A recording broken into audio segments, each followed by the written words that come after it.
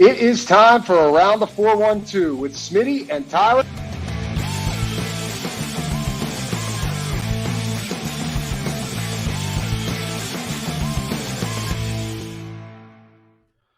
Welcome back to the Penguin Show of Around the 412. I am Tyler. With me, as always, is my co-host Smitty. Be sure to go follow us on all of our social medias at Around the 412. And while you're there, go check out some of the links that we have in the description of each and every show.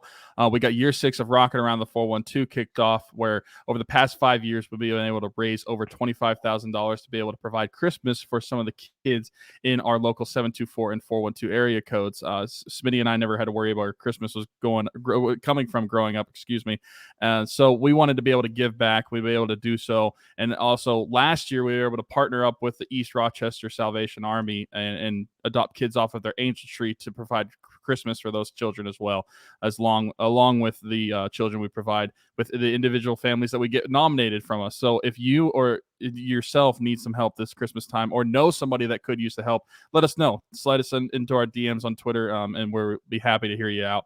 And also go check out the Everything Custom Designs links. We got the Facebook and the Etsy link. Haley Wagner can hook you up with some custom designed trick-or-treat bags. It's Halloween time is slowly getting there. It's going to be here quicker than before you know it. And then you can also get some T-shirts. I know she does some like kitchen aprons. Still no hats, though. You got to go for to Fanatics or something about that. No hats. No. Well, thank you for not saying lids this week. Also, have we ever talked about the fact that Josh Getzoff, by the way, shout out to Josh Getzoff, got to get him back on the show now that he's doing TV play-by-play for the Pittsburgh Penguins, moving into a different role for the team. When he says our names, he does like a head nod to you for Smitty and to me for Tyler. And I think it's because for him, when he was doing the show, the way that he's looking at it, it probably was switched, but it just looks funny on the video to have him say with Smitty and Tyler, and he goes from you to me. Mm-hmm. So it looks like he's calling you Smitty and me Tyler, which a lot of people have said we look alike in the comments before. So yeah, I guess we do. I don't know. I never really thought about it. I don't see it, but we've been called twins before. I know that. I saw that on Twitter before. Don't really see it. Yeah, Nick Faribaugh and I did the same thing if we do a Steelers afternoon drive episode together or something like that. But Nick, you two would have looked like twins back in like 2017. Or at least closer to twins. The hair, when you had the hair. Yeah. The first and only podcast of the show, Smitty had long hair down to his like shoulder blades. So yeah. And then I cut it all and donated it. So shout out.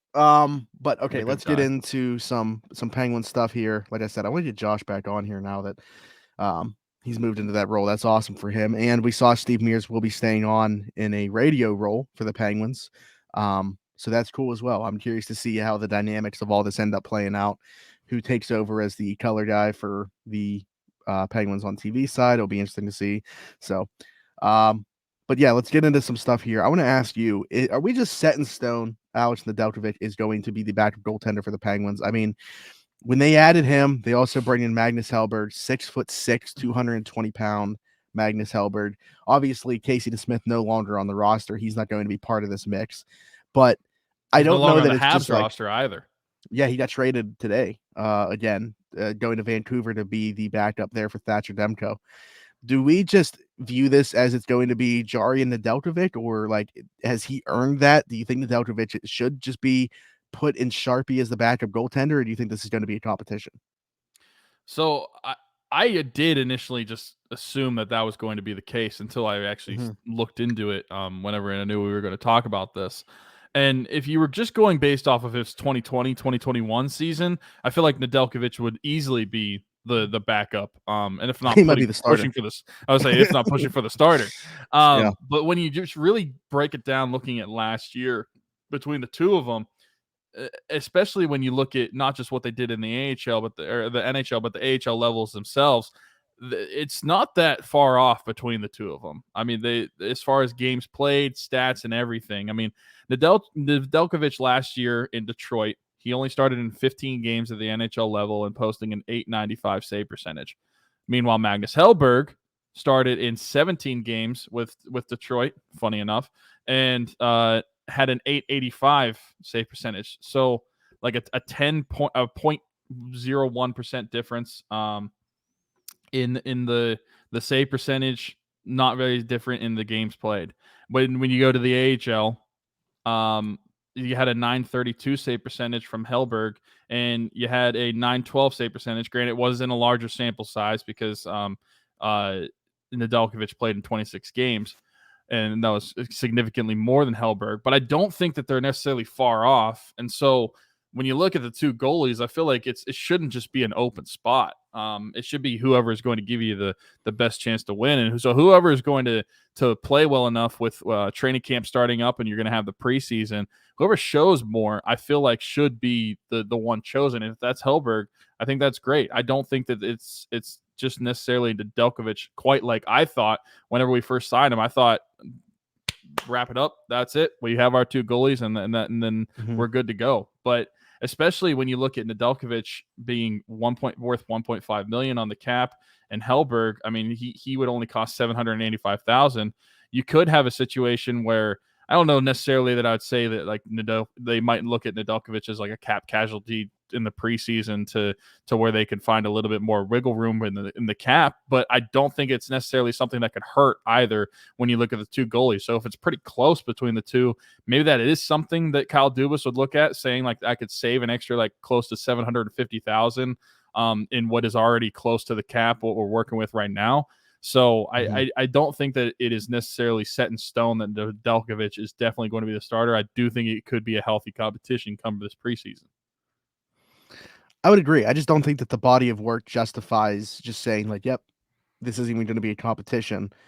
I think Magnus Helberg should have every right to make this a competition going into training camp. So I hope that that's the case. Whoever the best man is for the job ends up being Jari's backup. And man, if recent events are going to be any indication, that backup could be called upon quite a bit. And we'll see if that's the case. I mean, I think less is going to be more with Jari, so hopefully they do get good goaltending behind him. Heck, we might need all three. Very well could need all three to play at some point this season. So, but at least out of the gates, I would say I think Nedeljkovic is going to win the job, but I don't think it should be handed to him. Well, I will say, if I'm just looking at the height of both of them, I would want Helberg to win the job because he's 6'6" and Nedeljkovic is 6 foot. There's a 6-inch difference there. Yes. And with goalies, I feel like a lot of the better ones have been getting taller. So that would be interesting to see. But I don't think I think it'll be a healthy competition. It's something interesting. You know we're running out of topics because the season is so close to happening, and we're talking about a backup goalie. But Absolutely. just because there isn't actually something of substance. Well, you also know we're running out of topics when we're just like scraping the barrel here, looking for something to talk about. So to that point, training camp right around the corner. And I want to ask you, I'm putting you on the spot here to do this, to give me the Pittsburgh Penguins opening day lineup, how you think it shakes out. Obviously, I don't need to tell you this, but everybody at home, if you were doing the same thing, keep in mind, Jake Denzel will not be part of that. So do you want me to just go like line by line? Is that how we're working with? Or you could just do the players, because I know that could get dicey. Like, we don't know exactly who we expect to jump into that top line role for Gensel, or if it is somebody from the second line like Riley Smith or Rust who's jumping to the second line. And the bottom six could be pretty different too. So just give me the players, not necessarily the line they're going to play on. Okay, well, some of the easy ones right off the bat, you got Sid, you got Gino. I feel like Riley Smith, Ricard Raquel, Brian Rust, those five are the easiest locks, in my opinion. Mm-hmm. And then after that, I feel like you're going to have Jeff Carter in the lineup. I mean, not feel like, you're definitely going to have him. The only way he's not in the lineup, people, is if he gets injured. I hate to burst your bubble. And then I feel like another name, Lars Eller, I feel like is going to make this opening night roster. Matt Nieto, I feel like, is going to make this opening night roster along with Noel Achari. I think Drew O'Connor is going to make the opening night roster and opening night lineup. And then I will also go with, I mean, I'm going to have to actually start looking at names right now because I feel like there's several bottom six guys that could play.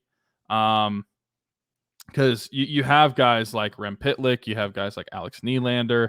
I will say that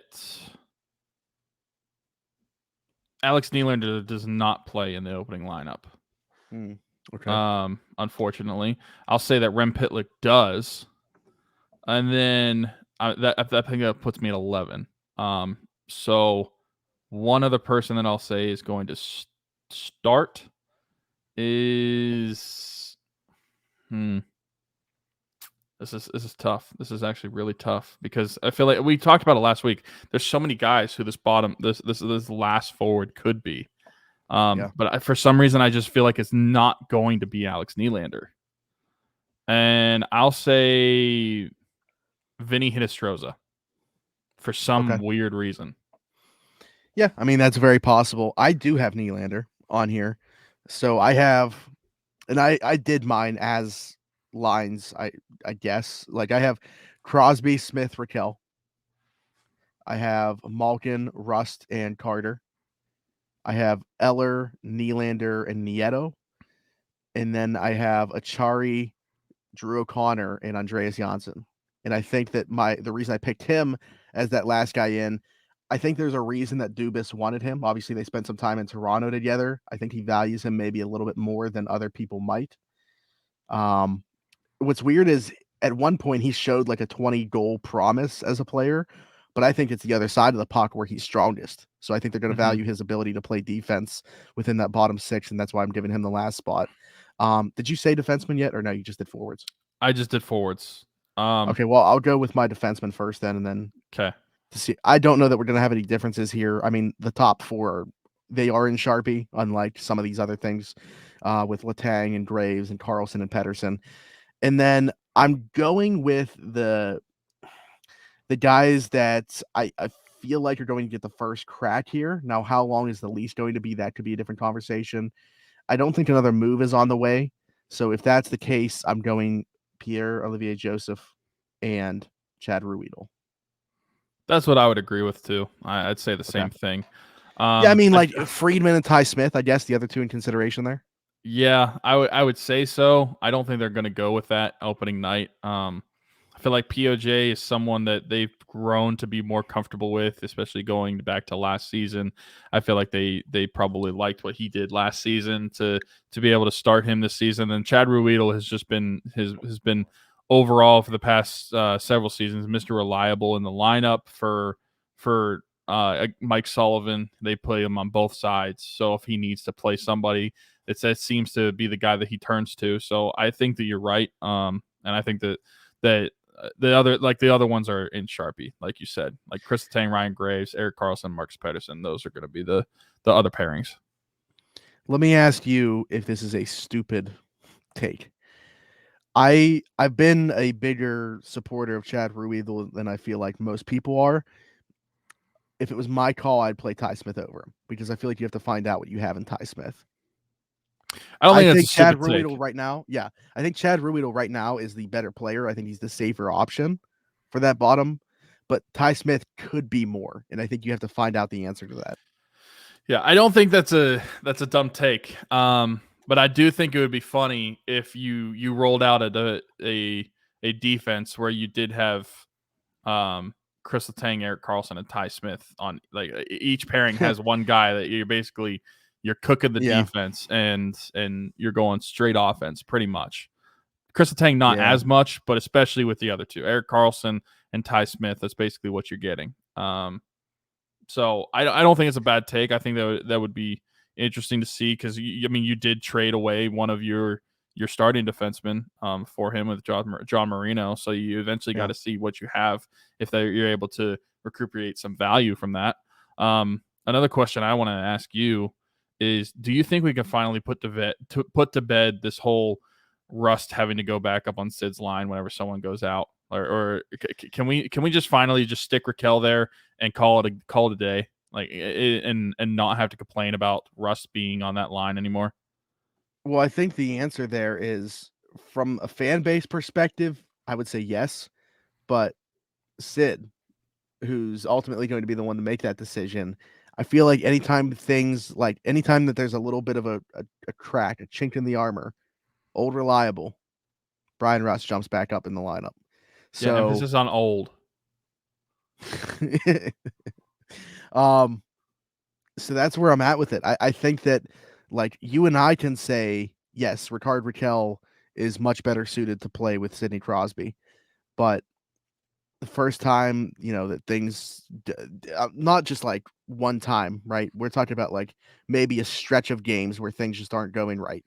That to me is always going to be the first thing that they look to shake up, right or wrong. Yeah, drives me nuts. Yeah, I mean, I agree. I think that Raquel's skill set is better suited to play next to him, but I think that there's just a level of comfortability there. Yeah, and we started the conversation talking about goalies. There's no question of who's going to be the starting goalie on opening night, unless Tristan Jarry gets some sort of injury in the preseason. Knock on wood that he doesn't. Yeah. But that's the only way that he's not the starting goaltender. And predictably, I'm rolling with Alex Nedeljkovic to be the backup. I would too. Yeah. So, all right, there you go. Let us know what you guys think. I'm glad that we had a little bit of more differences within our Penguins opening night rosters than we had for the NFL playoffs. So that's good. Absolutely. And I think that is good. But that just goes to show like there's a lot of guys to choose from for the only like one or two spots left. Mm-hmm. Yeah, and I can see it going either way. Let us know what you guys think in the comments below. If you aren't already, subscribe, like, hit that notification bell so you know when we post a new video. Go check out one of the other shows. This was just the Penguins show. We got the Steelers show that already will be out for the week. We'll have the Pirates one tomorrow, so check that out. Also, in the description of this show, we got some links. Year 6 of Rocking Around the 412 is kicked off. First 5 years of doing this mission, we've raised over $25,000 to go directly to giving Christmas in its entirety to local families, the children of those families. Anything that they want for Christmas, we do. That includes Tyler and I having to buy makeup. Trust us, it has happened in the past. It will happen again. Also, last year, we partnered with the East Rochester, PA Salvation Army to adopt kids off their angel tree at Christmas time in the name of our late friend, Dalton Keene. So that's going to be part of the mission every year going forward as well. Really look forward to doing that. If you donate, you will be eligible to win some pretty cool prizes down the road as well. I haven't gotten any of those yet. It's only September, but those will be announced as we get closer to. I would say typically like mid-October is when I really start to like look for that type of stuff. Because then I start doing the shopping pretty shortly after that. So it's kind of like all together. But yeah, if you are interested in getting involved, the link will be right in the description. Even if you can't donate, please share as many eyes and ears as we can get on this thing as possible. Obviously, the better, as with every fundraiser. So help us out, do that for us, and be part of a great cause. That'll do it for this episode. Like I said, go check out another one. It will be popping up right now. For Tyler, for Smitty, this has been the Around the 412 Penguins show, and we'll see you next time. Bye-bye.